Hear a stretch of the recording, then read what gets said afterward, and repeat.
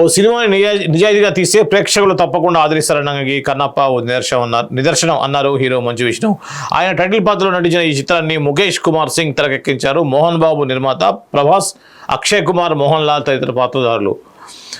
ఈ సినిమా ఇటీవల విడుదలై సందర్భంగా శనివారం హైదరాబాద్లో థ్యాంక్స్ మీట్ను ఏర్పాటు చేశారు. ఈ సందర్భంగా హీరో మంచు విష్ణు మాట్లాడుతూ, ఇది నాకెంతో భావోద్వేగభరితమైన సందర్భం. ఈ చిత్రం విజయానికి కారణమైన ప్రతి ఒక్కరికి కృతజ్ఞతలు.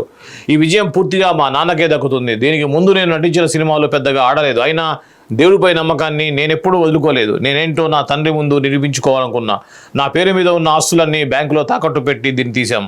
ట్రోలర్స్కు అవకాశం ఇవ్వకుండా సినిమా చూపించగలగడం నిజంగా శివలీలే.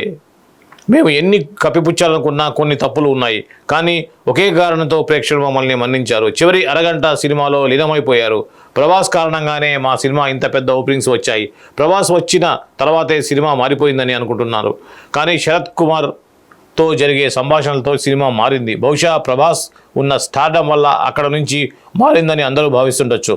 ఒక నటుడిగా నాకు ఒక విజిటింగ్ కార్డు ఉంటే అది కన్నప్ప సినిమా. ఈ ప్రయాణంలో ఆర్థికంగా, వ్యక్తిగతంగా ఎన్నో ఒత్తిడులు, అవమానాలు ఎదుర్కొన్న సినిమాకి వ్యతిరేకంగా ప్రచారం జరిగింది. ఈ ఒత్తిడి పూర్తిగా మా నాన్న, నా భార్య తీసుకున్నారు.